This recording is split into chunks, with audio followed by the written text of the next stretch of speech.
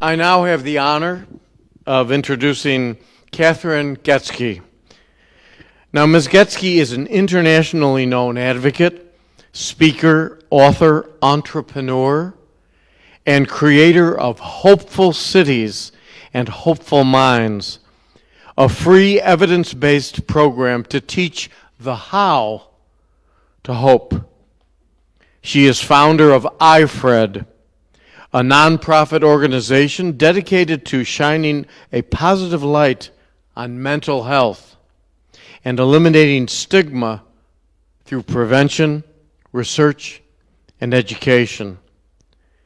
And she was recently appointed as a representative to the United Nations for the World Federation of Mental Health. Kathryn has been featured on multiple radio, television, and cable shows, as well as serves on multiple advisory boards regarding mental health. It is my honor and privilege to introduce Kathryn Goetzke. Kathryn, are you going to come up here? Okay, I'm going to bring you the microphone.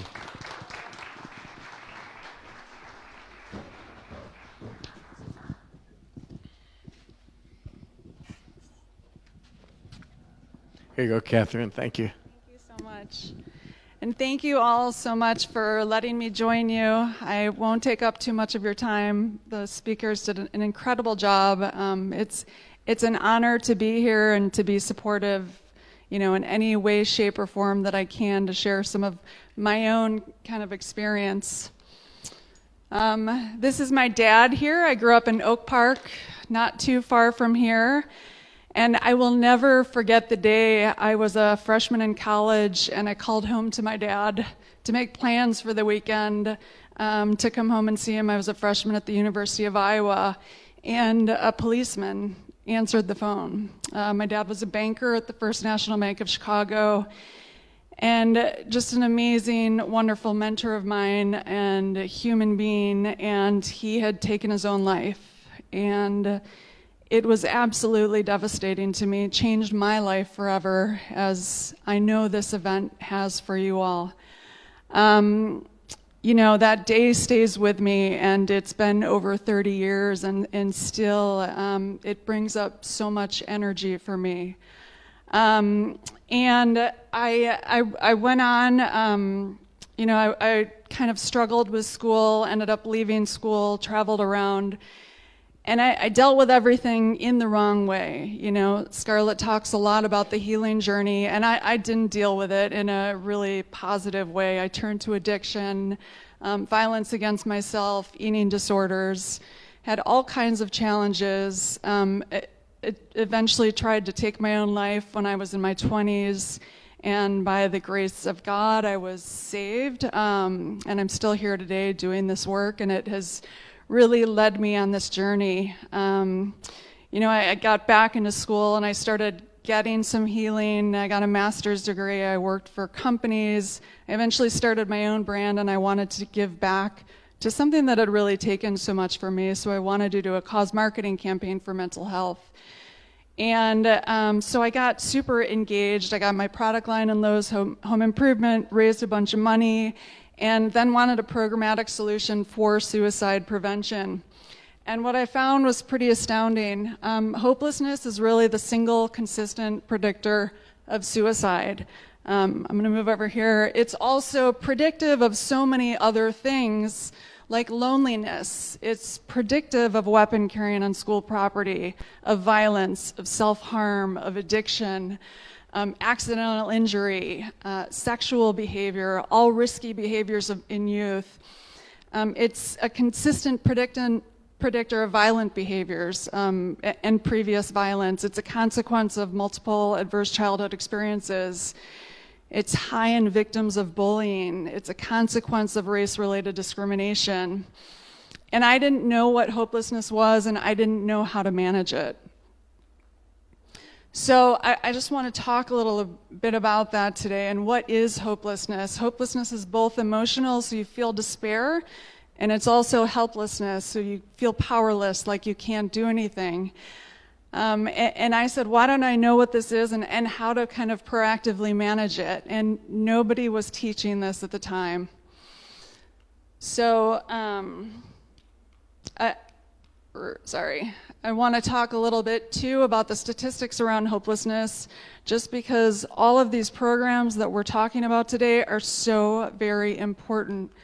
48% of Americans reported feeling hopeless since COVID-19. I mean, that's half of our population. 50% of girls in the United States feel persistent states of hopelessness. It's associated with health, perceived health, disability, sociodemographic variables. 64.7% of people who are in low socioeconomic status expressed hopelessness. I mean, it's very high. And so if we want to prevent addiction, violence, self-harm, all of these things, we've got to start addressing hopelessness. It's very high in inner city populations. Just so you kind of get a sense, I mean, this is a major challenge, what we're experiencing. We're seeing elevated violence, addiction, self-harm, all of these things. We've got to address it, and these programs are so important. And it's invisible. We're never taught what it is, and we're never taught how to get to hope. And so about 10 years ago with my nonprofit, I said, I want to create an evidence-based program that really teaches people how to be hopeful. I didn't know how to be hopeful, and I wasn't taught this, and so I kind of set out to do that. We know that there's actually a science of hope, so I know that a lot of people get frustrated with events, when events happen, very tragic events, and you're told to just have hope, and that seems very, what do you even mean by that? Hope isn't just a wish for something to be better. It's both feeling and action. There's a science of hope. You can measure how hopeful you are, and you can actually practice skills to be hopeful. And there's a lot of research. I don't need to go into this either, but higher hope corresponds to all kinds of really wonderful things in life, really everything we want in life.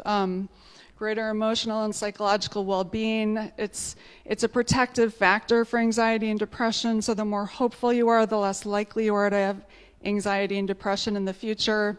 Superior academic achievement, more so than your IQ, how hopeful you are when you take there are hope scales that you can actually measure your hope. It has a lot to do with productivity in the workplace, physical health, problem-solving skills. I mean, the benefits of hope go on and on. I like superior athletic performance more so than even your ability. So if you practice your hope, you can get good at sports, which a lot of kids love.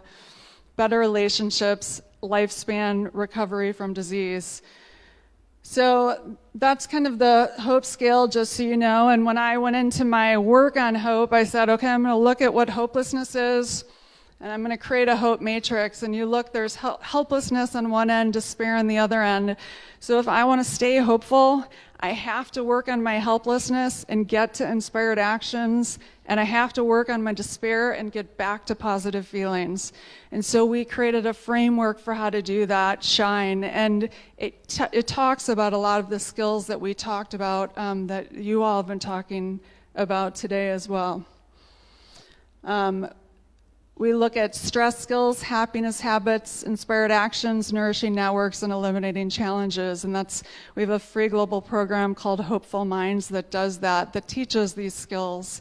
And like we've talked about as well, your brain can rewire itself, and so you can change patterns, you can relearn things, you can, like focusing on gratitude. So the first thing we talk about is how do you identify and manage that stress response, like Viktor Frankl's, the space between the stimulus and response. We actually have a 90-second physiological response to stress when we're triggered by something in our environment. We have stress hormones, adrenaline, cortisol, norepinephrine that cycle through our body. We teach our kids, you're in your downstairs brain. You can't access your problem solving, your critical thinking. It takes 90 seconds for these to cycle through your body. So if you're triggered and you make a decision, you'll make a really bad decision if you don't wait 90 seconds. So we talk about what kind of stress skills can you practice, what helps. manage the stress. But always the 90-second rule. I really think if every child and adult learned how to practice this 90-second rule, how to wait these 90 seconds, it would have a significant impact on things like addiction, violence, self-harm.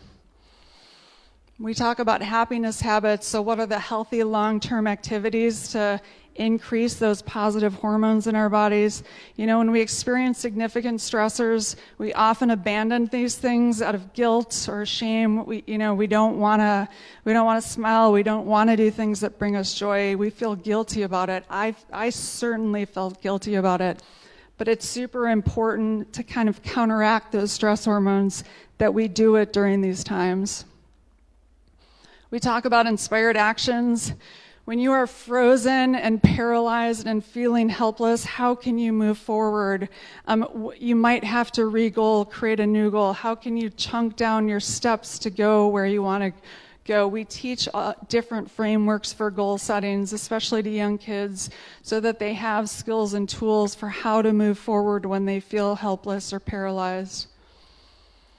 And also nourishing network, gratitude. We've talked about praise, recognition, kindness, empathy. These are all things that we have to learn how to do, and we have to practice them, and we have to be intentional about practicing them. We know the benefits of networks and have talked about that as well today. And then the fifth key is eliminating challenges, and these are the thinking patterns that get in the way of our ability to hope, like rumination, limiting beliefs, all or nothing thinking, those automatic negative thoughts that we have. And we've got to learn how to stop these patterns and change the patterns so that we think more about healthier things and focus on really what we can control. So, you know, that's the framework of what we're teaching with Hopeful Minds, and now we're working to activate cities through a Hopeful Cities campaign. We started it in Reno, and we're now activating cities around the world. But the whole idea is hope is teachable, and love is a choice, and we've got to be kind, and we've got to, you know, create communities and cultures where these kinds of programs thrive. I think, you know, we're in such challenging times, and there is a lot we can do, and so it's super important that we use our collective voices to create this kind of change in the world. So I think I have just some final thoughts.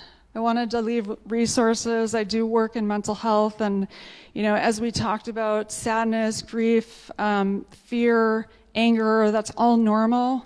It's learning how to connect with that in a healthy way, and to learn how to channel those in productive ways that aren't furthering the cycles of violence either against the self or other people. You know, healing can be a long process, and it goes up and down and in circles. Have patience with yourselves and with others in this process. And I always say hope isn't easy. It's a simple construct. It's not easy. It takes work, and we may have to change what we hope for. I couldn't have my dad anymore. I had to hope for something new and cultivate, you know, new relationships and new father-like figures and mentors in my life. And we must use our emotions not against ourselves and others, especially in our community, but really for fueling change, for feeling change that we want to see in this world. And it's just, it's so critical to reach out for supports. And if you know people that might need to be here but aren't here or could use a phone call, reach out to them and get them resources, because it is important to connect with others and for others to connect with support in the community. So thank you very much.